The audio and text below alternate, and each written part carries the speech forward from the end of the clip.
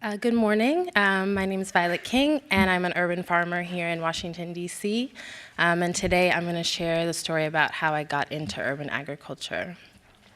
I entered the field in 2013, but prior to that I started growing food in my backyard. I live in an area of the city east of the river that has very limited access to healthy food. And at the time I was a young mother and a vegetarian, and I was looking for ways to have access to more healthy, affordable produce. After I gave birth to my first child in the summertime, I would walk down to Martin Luther King Ave to the corner store, to a corner store called Second Chance, where they had a Healthy Corners fridge. And the store was run by an African-American man named Myron, and he would cut up pieces of watermelon and put those in the fridge alongside the fruit from the Healthy Corners program. And so I liked going to that store. It was a really lively shop, and I was able to get some healthy food for my son, who was about 6 months old. But one day I went there and the Healthy Corners fridge was gone. And Myron told me that it had been taken away because he had been putting his own fruit in there. And I was really upset because that was the one place that I could walk to get some healthy food, some fruit. And so I told Myron about the Ward 8 Farmers Market and suggested that maybe we could go there and talk to the farmer there and maybe get some fresh fruit to put in his store. And so eventually we were able to get a crate of peaches to put in his shop, and after that I started working there, making healthy smoothies and helping him out in his store. And that summer and that year, I was pregnant for the second time, and I struggled with food insecurity.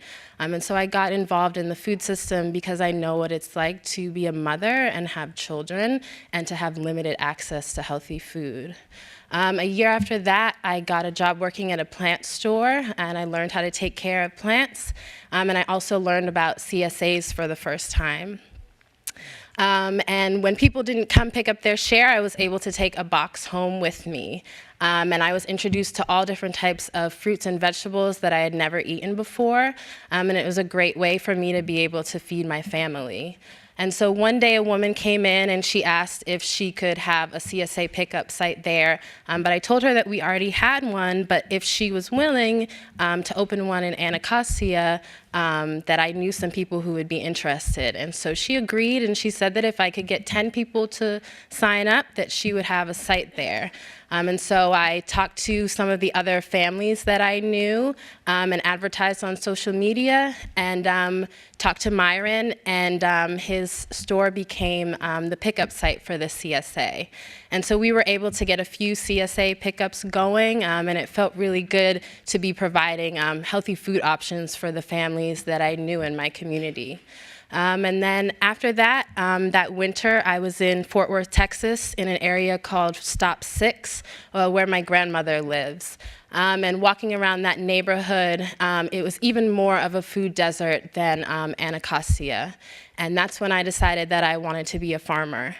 And so I came back to DC that next year, and I got a job working at DC Parks and Rec, starting community gardens in Ward 7 and Ward 8, and teaching kids about growing their own food and health and nutrition.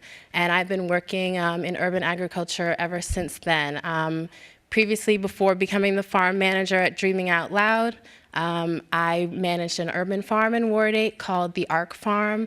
While working there, I started a low-cost CSA program for folks in the community who have federal benefits. And so we started the first CSA in Ward 8. And so I love working in the food system, and I love being a farmer. It feels good to be able to provide healthy food to people that live in my community. And some of the struggles that I've faced as a farmer is that the work is seasonal. It's not always well paid, and we're not always appreciated for the work that we do. And so, moving forward, beginning farmers and folks who are interested in becoming farmers need a lot more support with access to meaningful employment, access to land. Our food system, especially in low-income communities, is unequal and it is unjust, and we don't have access to healthy food. And so these are my kids on the screen. And so the work that I do really focuses on trying to educate the community about the benefits of eating healthy food and growing your own food. And so, yeah, in the future, I hope to have my own farm and do training programs for people of color who are interested in getting into agriculture. So that's just a little bit of my story and my journey as a farmer. Thank you.